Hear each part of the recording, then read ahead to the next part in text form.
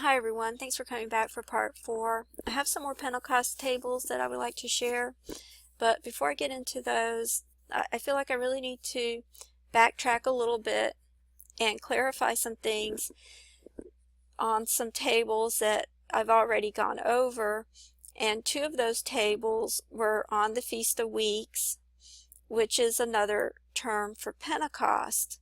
And in both of these tables that were on the Feast of Weeks, they both had the word June coming up in ELS form, and they both had either the number 7 or the word 7th coming up inside the table in the plain text.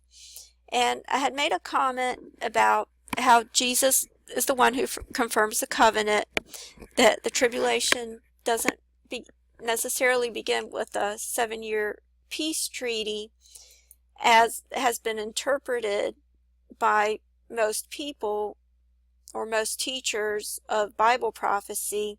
They've interpreted the 70th week of Daniel as being all future and beginning with a 7-year peace treaty. And I just want to clarify that I believe it's Jesus who confirms the covenant, and I can go over all the evidence for that. I have some tabs up here, but I just want to get to the point first that I want to make, and then I can try to explain all the evidence later. But it's my belief that it's Jesus who confirms the covenant, and the first half has already been fulfilled, and the second half is yet to be fulfilled, and it all begins with the abomination of desolation. And the tribulation is only 3.5 years, not 7. And so when I said that it doesn't begin with the signing of a peace treaty, I meant as it relates to Daniel's 70th week prophecy.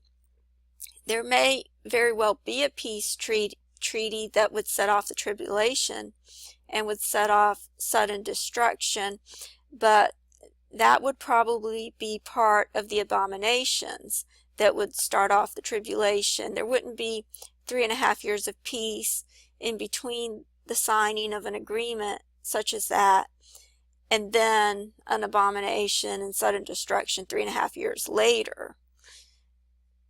So that's the point, the main point that I want to make.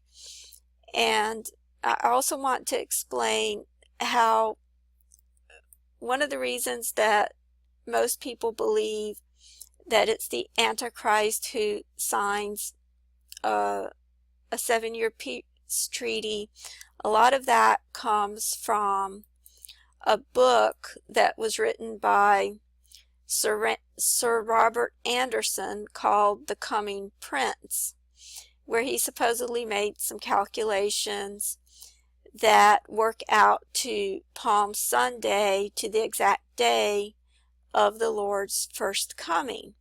And I know a lot of people repeat that it was predicted to the exact date of the Lord's first coming, and that it was in 33 AD on Palm Sunday. I know that gets repeated, and I had repeated that myself a couple of times when I thought that maybe I should try to do the calculations for myself and be sure that's accurate before I repeat it again.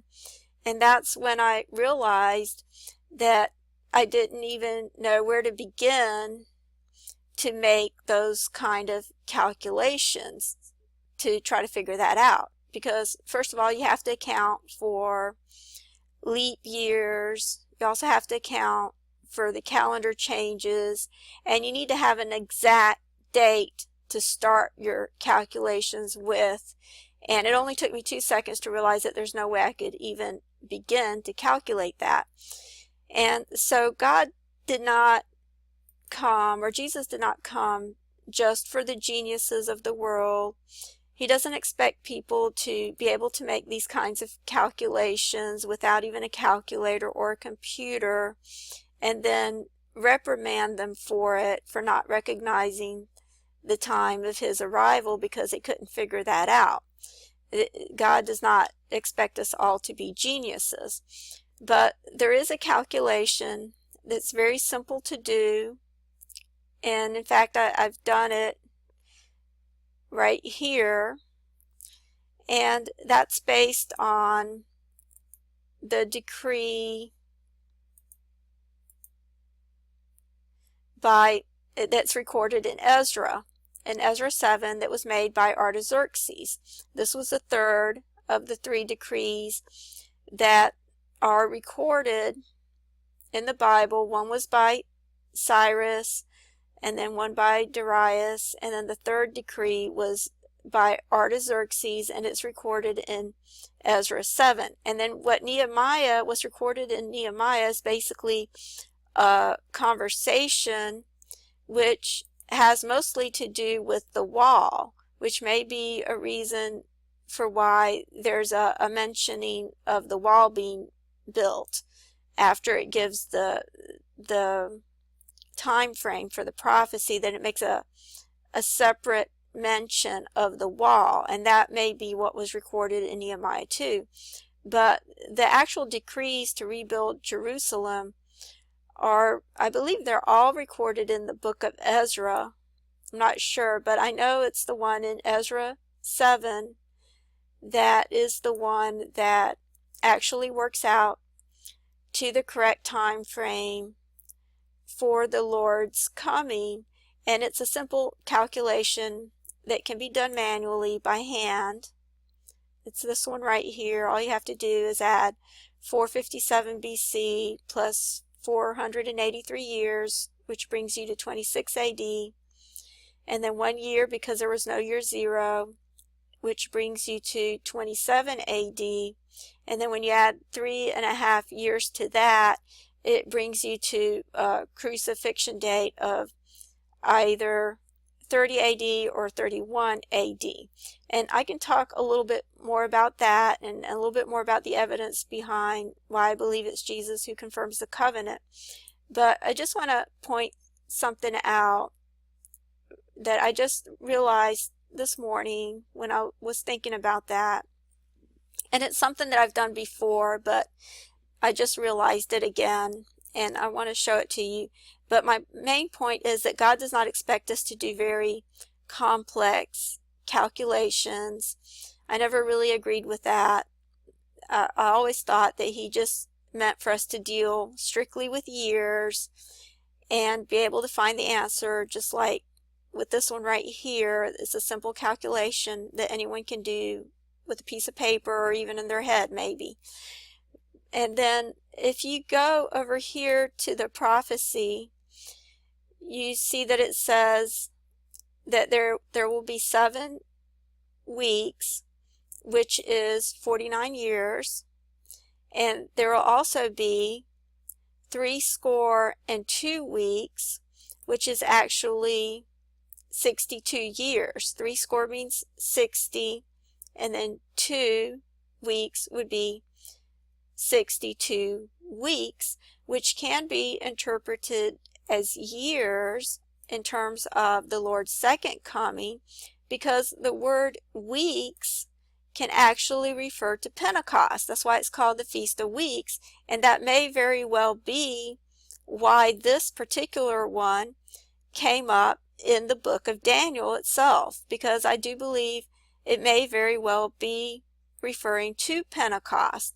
And when you do that simple calculation, you see that you come up with both of those, you come up with 2016, because it was in 1947 when there was a decree made for the nation of Israel. That's when the partition plan was put in place by the UN General Assembly.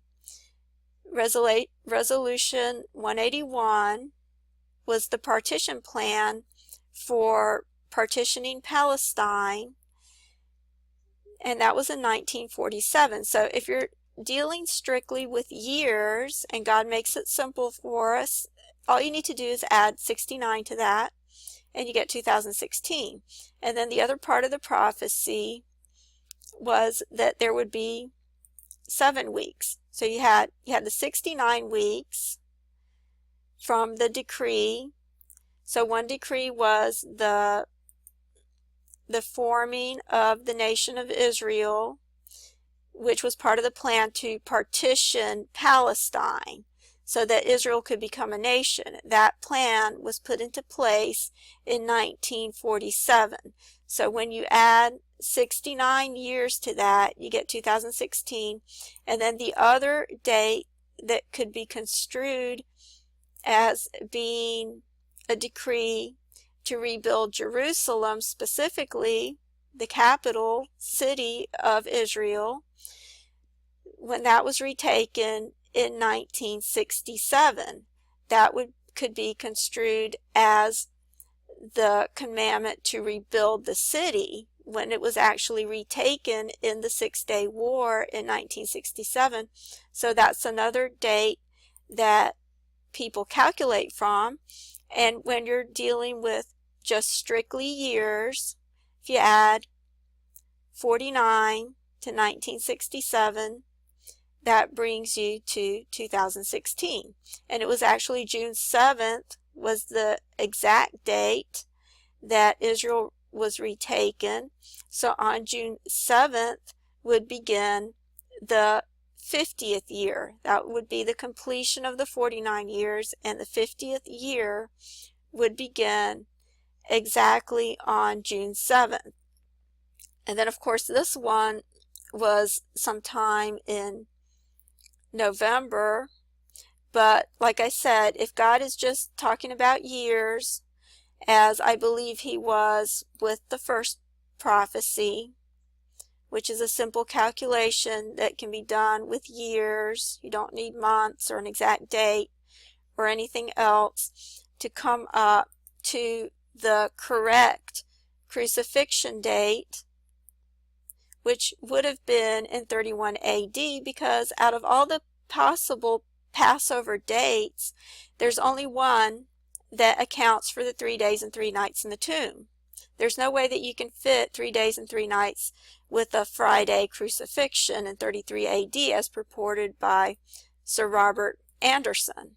There's no way to fit that in, but with the Wednesday crucifixion in 31 AD, you can account for the 3 days and the 3 nights of being in the tomb, because Jesus was placed in the tomb just before sunrise on Thursday morning, and then 3 days and 3 nights in the tomb, and then he resurrected Sunday morning. So it was exactly 3 24-hour periods.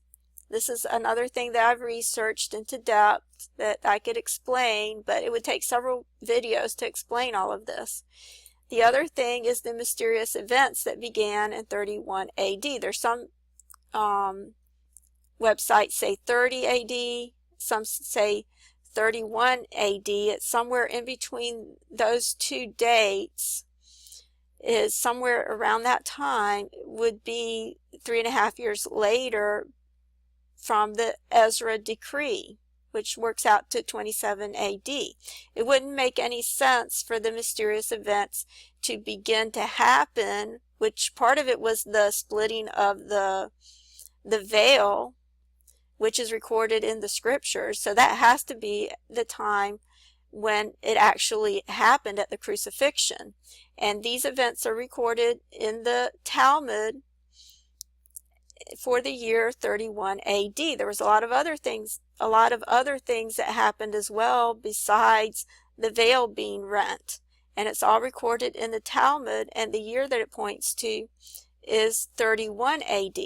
So there's so much evidence that I've gone through over the years that prove that it's Jesus who confirms the covenant, and all it takes is a simple calculation to figure that out. And if that's all it takes, then we're in the time frame for the second coming to be fulfilled as well, based on Daniel's 70th week prophecy, if it relates to the second coming as well as the first. And if Pentecost is what is being referred to when it talks about weeks, it can be taken in more than one way. It can be taken as literal weeks, or it could be taken in terms of Pentecost.